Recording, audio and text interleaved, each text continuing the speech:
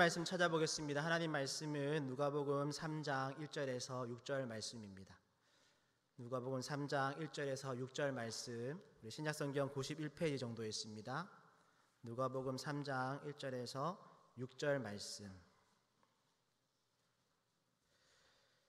우리 한 절씩 교독하시고 마지막 6절을 함께 읽도록 하겠습니다. 우리 찾았으면 제가 먼저 읽겠습니다. 디베르 황제가 통치한 지 15해 곧 본디오 빌라도가 유대의 총독으로, 헤롯이 갈릴리의 분봉왕으로, 그 동생 빌립이 이두레와 드라고니 지방의 분봉왕으로, 루사니아가 아빌레네의 분봉왕으로, 안나스와 가야바가 대제사장으로 있을 때에 하나님의 말씀이 빈들에서 사가랴의 아들 요한에게 임한지라. 요한이 요단강 부근 각처에 와서 죄 사함을 받게 하는 회개의 세례를 전파하니, 선지자 이사야의 책에 쓴 바 광야에서 외치는 자의 소리가 있어 이르되 너희는 주의 길을 준비하라. 그의 오실 길을 예비하라. 모든 골짜기와 메어지고 모든 산과 작은 산이 낮아지고 굽은 것이 곧아지고 험한 길이 평탄하여질 것이요 하나님의 구원을 보리라 함과 같으리라. 아멘. 네, 우리 옆에 있는 분과 인사하겠습니다. 함께 지어져 갑시다. 함께 지어져 갑시다. 네, 또 한 번 인사할까요? 잘 부탁드립니다. 잘 부탁드립니다. 네, 우리 오전에 우리 함께 지어져 가는 그 말씀으로 우리가 말씀 나누었는데요. 우리 옆에 있는 분들과 잘 부탁드립니다. 인사하면서 더 하나 되어져가는 우리 교회가 되었으면 좋겠습니다. 이 시간에는 본문의 말씀을 가지고 광야에 외치는 자의 소리라는 제목으로 은혜를 나눌 때 우리 듣는 자나 전하는 자나 함께 은혜가 되어지는 시간 되었으면 좋겠습니다. 오늘은 시작하면서 사진 하나를 먼저 보고 시작하려고 하는데요. 준비된 사진 하나 띄워주시겠어요? 잘 보이시는지 모르겠는데, 이 사진은 아마 제가 강도사 때쯤, 이미 한 15년, 20년 가까이 된 것 같은데, 강도사 때 거리 찬양 사역을 나가기 위해서 만든 현수막입니다. 초안이라서 실제 뽑았던 건 조금 다르게 생기긴 했는데, 이 사람 키만한 배너에 거치하는 그런 현수막입니다. 그래서 제가 거리 찬양하면서 전도하면 이렇게 찬양하고 있으면 지나가는 사람들이 그 화면 띄워놔 주시면 좋겠습니다. 네, 지나가다가 저 현수막을 보고 저기 써 있는, 잘 보일지 모르겠지만 위에 하나님이 빠진 공백은 세상의 그 어떤 것으로도 채울 수 없다라는 저 메시지가 그 사람들의 마음에 부딪히기를 원하면서 기도하면서 그렇게 찬양했던 적이 있습니다. 그런데 이미지 아래에 작은 명함 같은 부분에 홍보 문구가 혹시 보이시나요? 제 이름과 전화번호가 하나 써 있는데 그 위에 뭐라고 써 있냐면 광야에 외치는 자의 소리라는 타이틀이 이제 있는 거죠. 아마 저 때부터 제가 이 광야에 외치는 자의 소리라는 타이틀을 좋아했었습니다. 아마 제 기억으로는, 이제 화면 내려주셔도 됩니다. 제 기억으로는 전도사 때부터 강도사가 되고 목사가 된 후로도 한참 동안은 누군가가 안 목사님은 인생의 말씀이 어떤 말씀입니까? 이렇게 물으면 마태복음 3장 1절에서 6절, 오늘 우리가 읽은 누가복음 3장 1절에서 6절이고요. 마태복음 3장 1절에 6절에 보면 거기도 똑같이 세례 요한의 이야기가 나오는데 거기에는 세례 요한이 회개하라 천국이 가까웠느니라 라는 이 외침의 말씀이 있습니다. 그 말씀이 저의 어떤 인생의 말씀이다 이렇게 대답하기도 했는데, 그리고 그렇게 거리에서 찬양하고 말씀을 전하는 그 외침이 정말 광야에 외치는 자의 소리, 그 소리로서 예수님에 대한 메시지만 잘 전달하고 그냥 없어져도 나는 충분하다, 그 사역으로 이미 만족하다, 그런 마음을 가지고 사역했던 적이 있습니다. 가만히 우리가 여러분 세례 요한에 대해서 생각해 보시면 세례 요한은 정말 광야에 외치는 자의 소리, 그 소리 그 자체로 살았던 인물입니다. 여러분 예수님보다 6개월 정도 먼저 태어나서 예수님의 공생애가 시작되어지던 그 30세가 되어지는 그 나이에 세례 요한은 요단강에서 예수님께 직접 세례를 베풀고 예수님이 하나님의 아들이심을, 메시아 되심을 그 모여있는 모든 사람들에게 공적인 자리에서 증거하고, 그리고 나중에는 헤롯에게 잡혀서 참수형으로 순교당하는, 그래서 역사 속에서 사라지는 그런 인물이죠. 정말 사명을 감당한 후에 그냥 소리처럼 사라진 그런 사명자입니다. 그리고 이런 세례 요한을 예수님은 여자가 낳은 자 중에 세례 요한보다 큰 이가 없었다라고 칭찬할 만큼 그렇게 중요한 인물입니다. 그래서 저는 지금도 이 광야에 외치는 자의 소리 그 역할을 내가 더 잘 감당했다라고 생각하면서 말씀을 전하기도 하죠. 그래서 내가 남기보다는 내가 전한 그 하나님의 말씀이 우리 성도님들에게 남았으면 좋겠다. 그렇게 남는다면, 하나님의 말씀만 남는다면 나는 충분하다. 그런 마음으로 말씀을 전하고 있습니다. 말씀을 준비하다가 오늘 우리가 읽은 누가복음에도 동일한 세례 요한의 외침이 기록되어져 있는 것을 보았습니다. 그런데 오늘 우리가 읽은 이 누가복음에서는 이 소리의 역할과는 조금 다른 주제가 기록되어져 있습니다. 그래서 오늘 이 시간에는 본문에서 발견되어지는 광야에 외치는 자의 소리, 그 소리가 전하고 있는 몇 가지 주제를 나누려고 합니다. 그 첫 번째로는 왜 하나님의 말씀이 빈들에 있는 그 세례 요한에게 임하는 걸까라는 질문이죠. 여러분, 이게 왜 특이하냐면 이 요한의 출현에 대한 배경이 1, 2절에 기록되어 있습니다. 그런데 1, 2절을 보면 너무 장황하게 기록되어져 있기 때문에 그렇습니다. 여러분 1, 2절을 보시면 거기에 보면 황제가 누군지, 유대 총독이 누군지, 각 지방의 분봉왕들, 대제사장, 이렇게 당대 최고의 권력자들의 직책과 이름이 아주 상세하게 기록되어져 있습니다. 그리고 그렇게 당대의 최고의 권력자들의 이름과 나란히 광야에 있던 세례 요한의 이름이 기록되어져 있죠. 그런데 신기한 건 하나님의 말씀이 황제, 유대 총독, 분봉왕들, 심지어는 대제사장에게 임한 것이 아니라 빈들에 있는 사가랴의 아들 요한에게 임했다라는 거죠. 이게 너무나 대조적인 그런 상황을 지금 우리에게 보여주고 있는 겁니다. 참고로 사가랴의 아들 요한은 우리가 보통 광야의 사람, 빈들의 사람이라고 알고 있지만 사실 여러분 요한의 양가 부모 다 모두 다 아론 자손입니다. 레위 지파고 아론 가문, 제사장 집안이라는 거죠. 여러분 신약 시대만 하더라도 당시의 제사장 가문은 요즘으로 말하면 금수저로 태어난 사람들의 가문입니다. 거기다가 사가랴의 집안에 요한이 잉태되어지면서 여러분 요한에 잉태되어진 내용들을 보면 거기서 표현된 여러 가지 표현들인데 거기 보면 어떤 표현들이 나오냐면 제사장이고 의인이고 흠없는 사람이고 천사들이 또 예수님의 수태고지처럼 세례 요한에도 수태고지를 하고 또 큰 자다, 성령이 태에서부터 성령 충만함을 받았다, 그리고 성전에 대한 언급 또한 이렇게 표현되어져 있습니다. 그러니까 좋은 표현들은 다 총출동해서 세례 요한의 이 잉태를 과 연결되어진 이야기를 하는 거죠. 그만큼 요한의 출생은 특별한 출생이었습니다. 그런데 그런 금수저 가문의 요한은 그냥 가만히 그냥 있어도 30세가 되어지면 제사장으로 이렇게 사역을 시작할 수 있었습니다. 그런데 왜 제사장의 사역을 해야 할 그 30세가 되어지는 그 타이밍에 세례 요한은 광야에 거하면서 아무도 알아주지 않는, 아무도 높여주지 않는 그곳에서 사람들이 듣기 싫어하는 회개하라 천국이 가까웠다라는 이런 소리나 외치고 있었던 걸까요? 그 이유는 요한이 하나님께서 자신에게 맡긴 사명이 무엇인지를 분명히 알았기 때문입니다. 그의 사명은 오늘 말씀 4절에서 6절의 말씀처럼 주의 길을, 즉 메시아의 길을 준비하는 것이었습니다. 그리고 그렇게 자신의 사명을 따라서 광야에서 그리고 빈들에서 거하면서 요한에게 하나님의 말씀이 임하게 된 것이죠. 여기서 우리가 기억해야 할 것은 하나님의 말씀은 황제에게나 어떤 총독이나 분봉왕, 대제사장에게 임하는 것이 아니라 하나님의 말씀은 빈들, 광야에서 하나님의 뜻이 이루어지기를 기다리는 그 사람에게 임한다라는 겁니다. 여러분, 아브라함은 자신이 태어난 고향인 그 갈대아 우르가 아닌 아무 연고도 없지만 하나님께서 가라고 하신 그 가나안 땅에서 하나님을 만납니다. 야곱은 고향 땅을 코앞에 둔 그 야복강에서 하나님을 만나고요. 모세는 도망자 신분으로 피신했던 광야의 그 떨기나무 앞에서 하나님을 만나죠. 출애굽한 이스라엘은 광야 시내산에서 말씀으로 임하시는 하나님을 만납니다. 이처럼 성경의 중요한 만남들은 대부분이 광야와 같은 정말 아무것도 없이 오직 하나님과 독대할 수밖에 없는 그 장소, 그런 상황에서 이루어졌다라는 것을 우리가 이미 알고 있죠.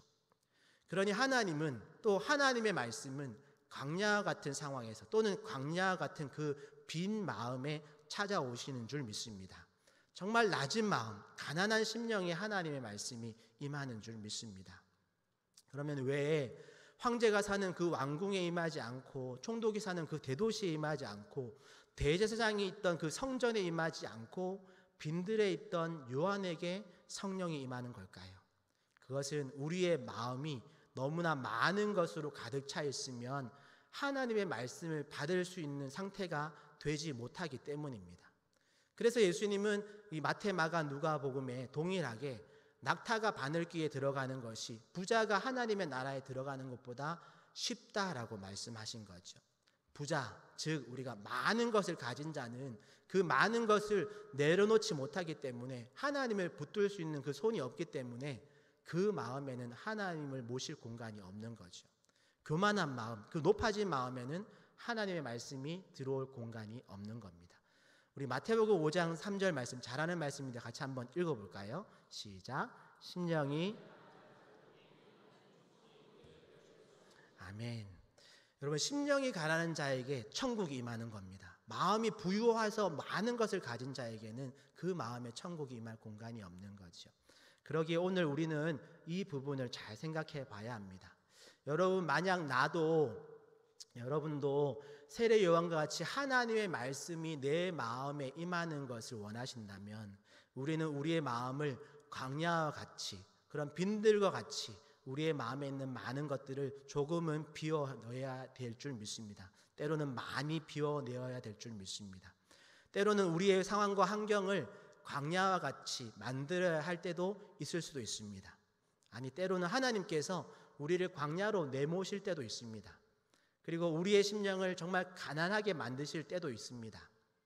그럴 때 우리는 하나님, 왜 나를 이렇게 광야로 내모시는 겁니까? 라고 반문할 수도 있지만, 하나님은 우리를 광야로, 또 고난으로, 아픔으로 내모시면서 우리에게 이렇게 말씀하시는 거죠. 내가 너와 함께하고 싶단다. 내가 너와 단둘이만 있고 싶단다. 나에게 시간을 좀 내주지 않겠니? 나에게 너의 마음, 그 자리, 너의 마음의 자리를 좀 내어주지 않겠니? 라고 우리에게 노크하시고, 우리를 그런 자리로, 하나님과 1대1의 위치에 있는 그런 자리로 우리를 인도하시는 거죠. 그러기에 소망하기는 우리 모든 성도님들이 정말 황제나 총독, 대제사장과 같이 그렇게 많은 것을 가진 자리에 있으나 하나님의 말씀과는 관계없는 삶을 살기보다는 아무것도 없는 빈들, 광야이지만 그곳에서 하나님의 말씀을 따라 살아가는 세례 요한과 같은 그런 은혜를 누리시는 저와 여러분 되시기를 축복합니다.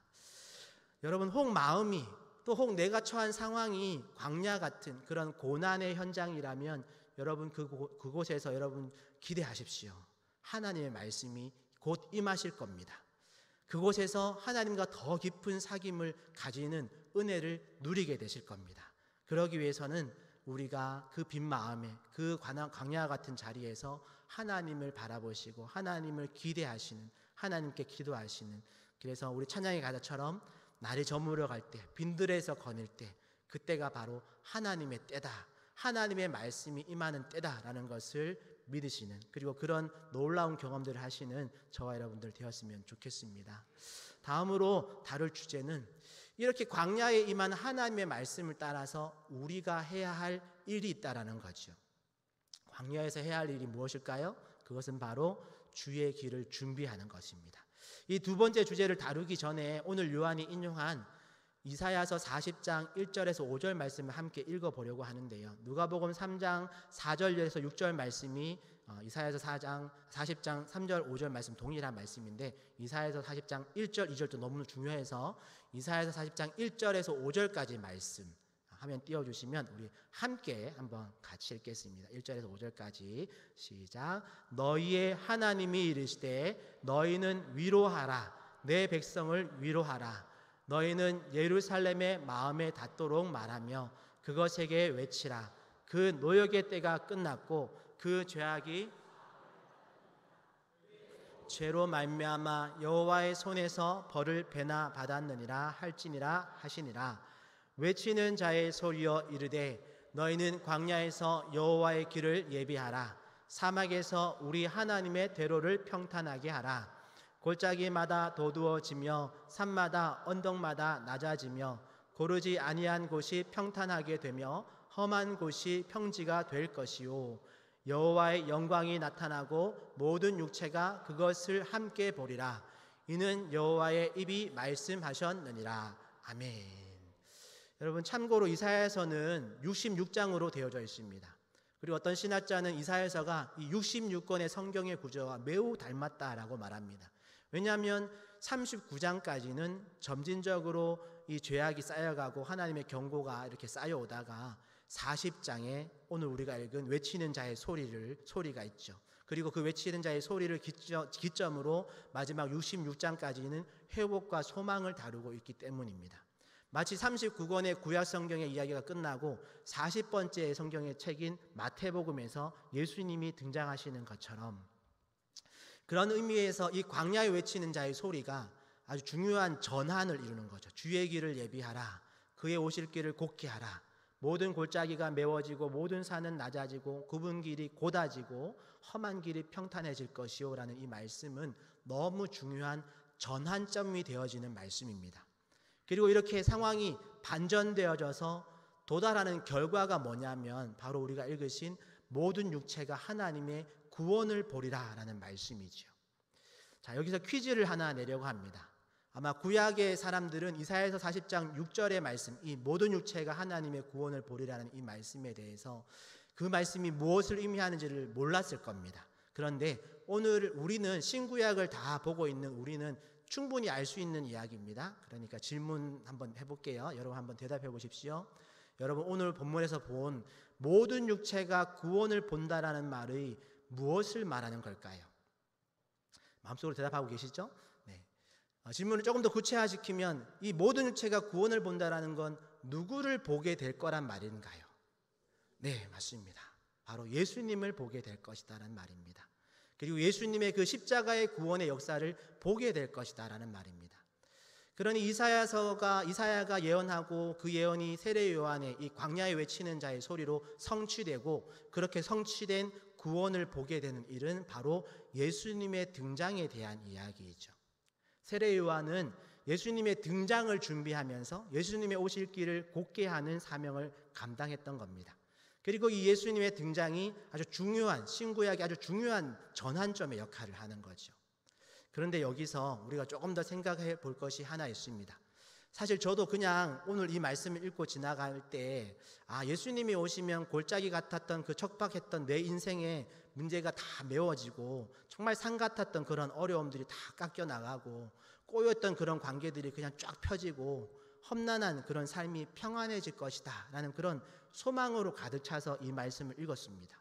뭐 그렇게 읽어도 큰 문제는 없겠지만, 그런데 제가 말씀을 준비하다가 보니까 오늘 이 말씀, 이 세례 요한의 이 말씀, 광야에 외치는 자의 이 말씀은 세례 요한이 나중에 예수님을 만나고 받아서 누리는 그런 복을 말씀하신 것이 아니라 세례 요한이 지금 해야 하는 사명이라는 것을 알게 되었습니다.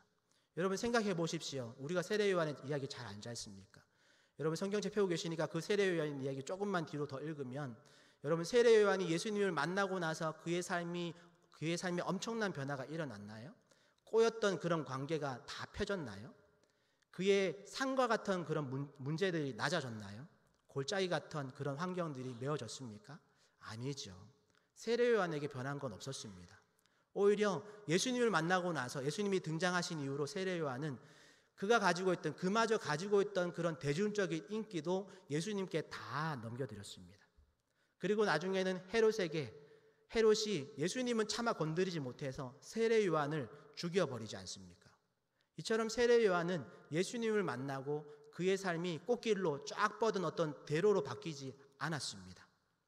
그렇다면 오늘 본문에 나오는 이 골짜기가 메워지고 산이 낮아지고 굽은 길이 곧아지고 험한 길이 평탄해진다는 이 말의 의미는 무엇일까요? 그것은 앞에서 잠깐 언급했지만 이것은 세례 요한이 예수님을 만나고 누리게 될 그런 복을 의미하는 것이 아니라 본문에서 분명히 쓰여 있듯이 세례 요한이 예수님을 만나기 위해서 준비해야 할 것, 그리고 또 다른 사람에게 예수님을 만나기 위해서 준비해야 할 것을 가르쳐주는 그런 사명을 말씀하신 겁니다. 그러니 하나님은 이사야에게 또 세례 요한에게 이런 사명을 주신 거죠. 저의 말로 풀면 이렇게 표현할 수 있습니다. 요한아, 너의 사명은 이제 곧 메시아 그리스도가 오실 건데 사람들이 그분을 잘 만날 수 있도록, 더 명확하게 말하자면 그분을 곧바로 다이렉트로 만날 수 있도록 골짜기를 메우고 산을 깎아서 낮추고 굽은 길을 곧게 펴서 험난한 길을 평탄하게 만들어, 그게 너의 사명이야 라고 말씀하신 거죠. 그래서 이사야가 또 세례 요한이 그렇게 회개하라 천국이 가까이 왔다라고 외친 겁니다. 그래서 죄를 씻는 물세례를 주면서 죄인들에게 그 물세례를 베풀었던 겁니다. 그렇게 해서, 그렇게 준비시켜서 예수님이 등장하실 때 주님, 제가 예수님께 세례를 받아야 하는데 어찌 당신이 내게 오십니까? 라고 반응하고 많은 사람들 앞에서 이분이 우리가 기다렸던, 너희가 기다렸던 그 메시아 그리스도시다 라는 것을 공식 석상에서 선언해주고 증명했던 거죠. 그럼 오늘 우리가 이 말씀이 세례 요한이 받게 될 복이 아니라 사명이었음을 우리가 이제 알았다면 오늘 우리에게 이 말씀을 어떻게 적용할 수 있을까요? 이 말씀이 우리와 무슨 상관이 있을까요? 내 삶의 문제가 해결되어지는 말씀이 아니라 내 삶의 문제가 막 골짜기 다 메워지고 산 깎여 나가고 굽은 길 8차선 대로 뚫리고 이런 내 삶의 그런 삶의 어떤 꽃길이 펼쳐지는 그런 말씀이 아니라면 이 말씀과 나와는 무슨 상관이 있다라는 걸까요? 그것은 오늘 세례 요한에게 주신 이 사명이 오늘 우리에게도 동일하게 주어졌다라는 것을 기억하는 것입니다. 그렇다고 해서 갑자기 우리 믿는 성도들이 우리 전도 대상자들에게 가서 그들의 삶의 골짜기를 막 메우고 산과 같은 문제들을 다 해결해주고 그렇게 하라는 것을 말씀드리는 것은 아니고요. 여러분 잘 생각해 보십시오. 세례 요한도 막 사람들에게 문제 있는 것에 가서 그들의 골짜기를 메우고 산을 낮추는 일을 대신해 주지 않았습니다. 그는 단지 회개하라, 천국이 가까이 왔다라고 말하면서 사람들에게 죄를 가지고는 메시아를 만날 수 없으니까 회개함으로 죄를 씻고 이제 곧 만나게 될 그 예수님을 우리 같이 기다리자라고 말했을 뿐입니다. 천국이 가까이 왔으니까. 그리고 사람들이 예수님을 곧바로 만날 수 있도록 안내했을 뿐입니다. 그리고 예수님이 등장하신 이후로는 혹시라도 자신에게 찾아오는 자들까지도 나는 메시아가 아니야, 예수님이 메시아셔, 그러니까 예수님이 그리스도시니까 나한테 오지 말고 예수님께로 바로 가, 나를 거치지 않아도 돼 라고 말했던 거죠. 사실 이것은 구약의 방식을 완전히 새롭게 하는 엄청난 전환점을 가지고 오는 방식입니다.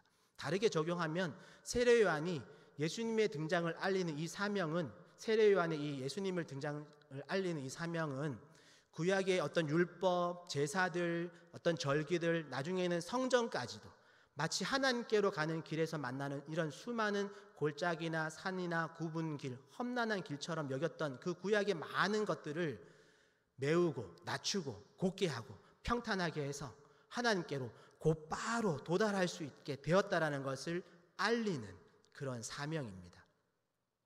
어떻게 이런 구약에 있던 많은 것들을 거치지 않고 곧바로 하나님께 갈 수 있게 됐을까요? 그것은 바로 성육신 하신 하나님, 우리 예수님께서 조금 있으면 우리 눈에 보일 수 있도록 이 땅에 오시고 우리가 손으로 만질 수 있는, 정말 내 앞에, 내 옆에 오시기 때문에 가능했던 일이죠. 그리고 그 예수님이 온 인류를 위해서 십자가의 대속의 죽음으로 죽으시고 부활하시고 승천하셔서 이제는 성령 하나님을 우리에게 보내주셨습니다.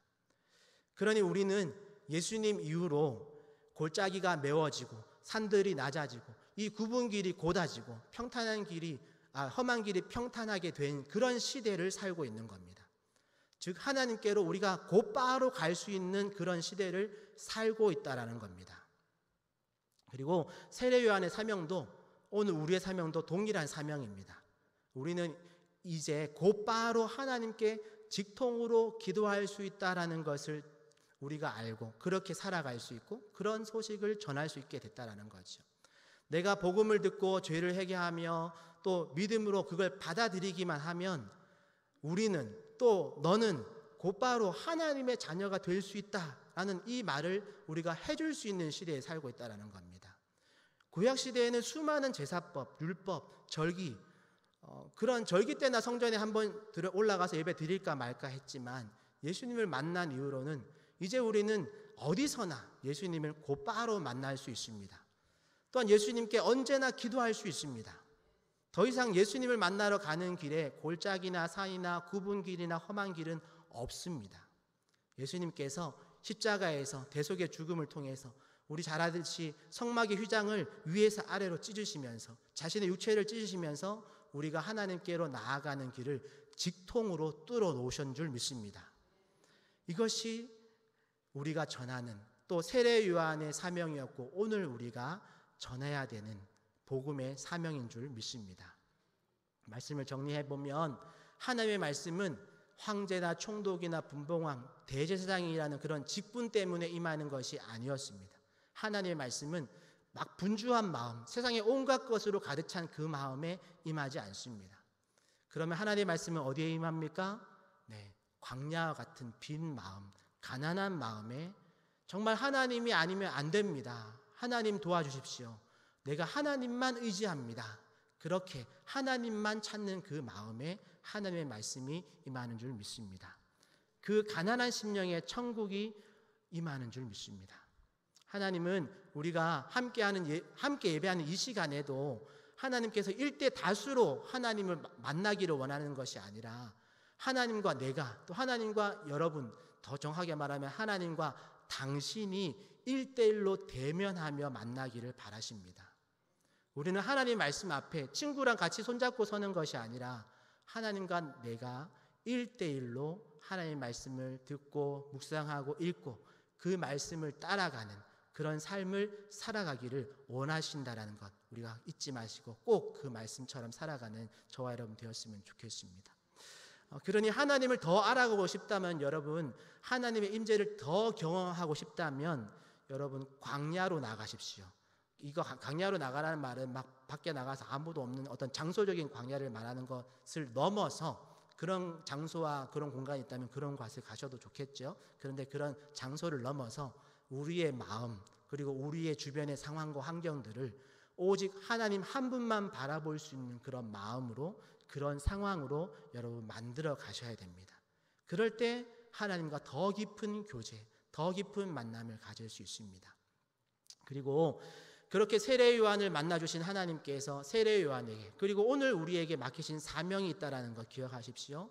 바로 이제는 더 이상 골짜기를 지나서 또 산을 넘어서 어떤 굽은 길을 돌아서 험난 길을 거쳐야지만 하나님을 만날 수 있는 것이 아니라 이제는 예수 그리스도를 통해서 예수 그리스도를 믿음으로 곧바로 다이렉트로 하나님을 만날 수 있게 되었다는 것을 여러분 세상 사람들에게 알려주는 사명이 우리에게도 주어졌다는 것 꼭 기억하시기를 바랍니다.